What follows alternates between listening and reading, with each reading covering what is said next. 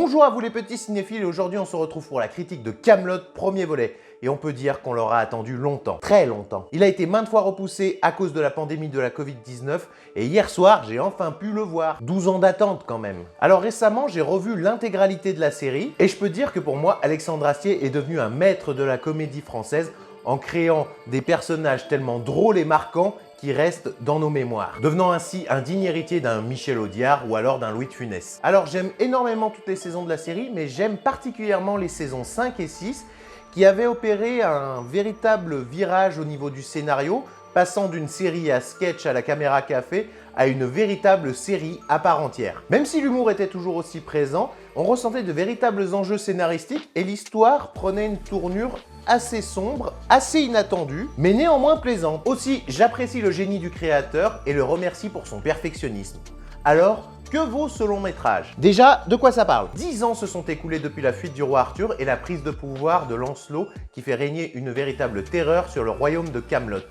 Une résistance s'est mise en place pour lutter contre Lancelot, tandis qu'on annonce le retour du roi Arthur. Et verdict, j'ai beaucoup apprécié ce premier volet. J'ai retrouvé tout ce qui faisait l'essence et la sève de la série et je dois dire que la transition sur grand écran est réussie. La réalisation est soignée, c'est bien filmé, il n'y a rien à redire. Et l'utilisation de décors naturels renforce vraiment l'immersion, ça fait authentique quoi. Les musiques sont vraiment dingues, épiques comme il faut, parfaites. Et en voyant les bandes annonces, je dois dire que j'étais un peu sceptique, c'était au niveau des effets spéciaux.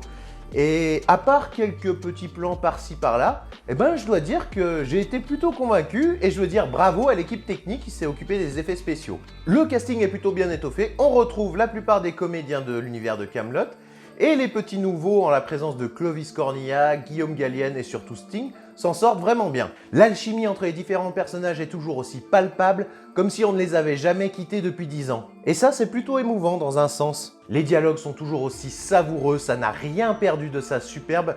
Et puis merde quoi, on se marre tout au long du film. L'histoire est plutôt bien ficelée, même si j'attendais un truc un tout petit peu plus épique, je dois dire. Je trouve qu'il manque un léger truc, une petite dose d'action pour être parfait à mon avis. Par exemple, l'histoire est entrecoupée de flashbacks de la jeunesse d'Arthur, et non sans être intéressant, j'ai trouvé que ça plombait complètement le rythme du film. Et ça, c'est un peu dommage. Si j'avais d'autres reproches à faire, je dois dire, mais qu'est-ce qu'ils ont foutu avec le costume de Lancelot?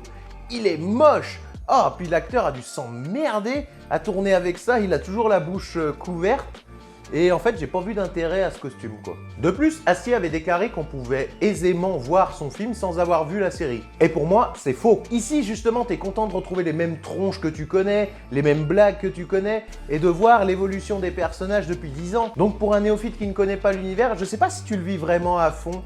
Si tu découvres les personnages, tout ça, je sais pas si tu rigoles à chaque fois. Et tiens d'ailleurs, pour ceux qui découvrent l'univers de Kaamelott, dites-moi en commentaire si vous avez rigolé, si vous avez apprécié cet univers et ses personnages. Pour moi, à la manière d'un Star Wars 7, il était important de reposer les bases de cet univers, de se refamiliariser avec le contexte pour pouvoir redécouvrir nos personnages et surtout pour vivre de prochaines aventures avec eux. Et je pense qu'Astier a laissé pas mal d'idées en suspens qu'il pourra notamment développer dans un épisode 2. En bref, malgré quelques petits défauts qui m'ont un peu dérangé, je dois dire, pari réussi monsieur Astier, bravo à vous.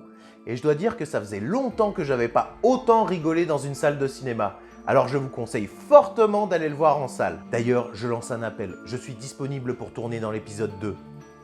Tu peux toujours rêver pour qu'Astier t'appelle. Merde, tiens! Comme d'habitude, n'hésitez pas à liker, partager et surtout à me faire vos retours en commentaire. À bientôt!